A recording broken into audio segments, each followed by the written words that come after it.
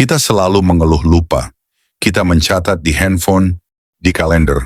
Tapi pernahkah Anda berpikir bagaimana manusia menyimpan informasi sebelum ada smartphone? Jawabannya hanya di kepala. Selamat datang di Pengetahuan Manusia. Peradaban. Sebelum tulisan, bayangkan hidup di mana setiap hukum, setiap resep, setiap sejarah harus dihafal dan diwariskan dari mulut ke mulut.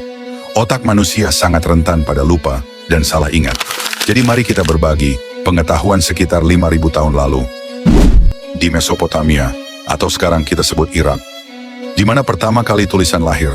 Ini bukan sekadar penemuan, ini adalah hard drive eksternal pertama manusia. Mari kita bedah bagaimana selembar tanah liat mengubah segalanya.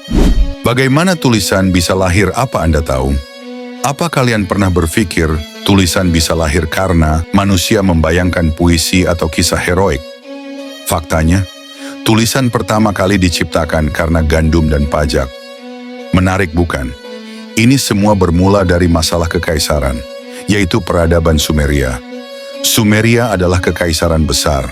Raja perlu tahu berapa banyak gandum yang dipanen, berapa banyak ternak yang dimiliki setiap warga, dan otak tidak mampu menghafal memori sebanyak itu. Pada saat itu penemuan cuneiform muncul. Mereka menciptakan cuneiform, atau bisa disebut tulisan paku, goresan sederhana pada tanah liat basah yang kemudian dibakar. Implikasi, tulisan memungkinkan objektivitas. Anda tidak bisa lagi berargumen, ternak domba saya ada 30 ekor, bukan 25 ekor.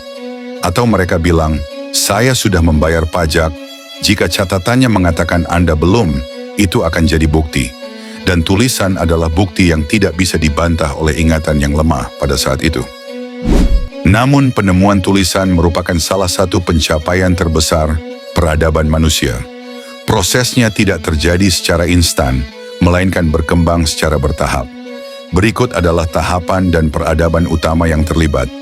Awal mula, piktogram dan ideogram, sekitar 30.000 sebelum Masehi.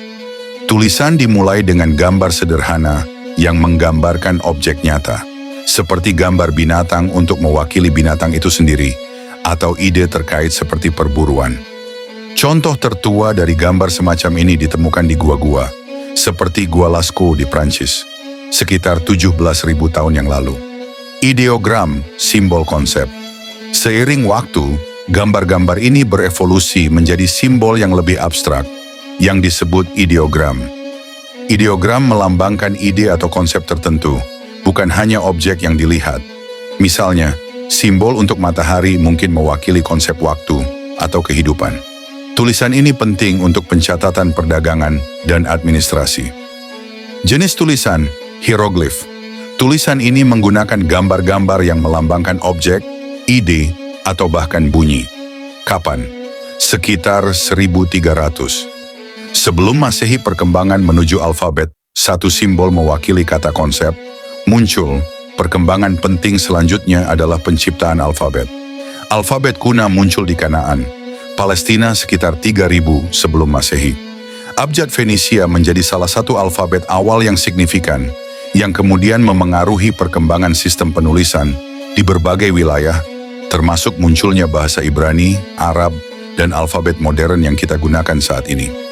Singkatnya, awal mula penemuan tulisan yang sistematis dan terstruktur secara luas dikaitkan dengan peradaban Sumeria dan Mesir kunonya sekitar tahun 3200 sebelum Masehi, yang sebelumnya didahului oleh penggunaan piktogram di masa prasejarah.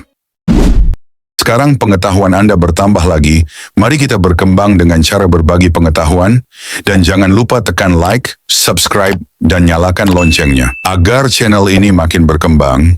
Sampai jumpa di episode Pengetahuan Manusia berikutnya.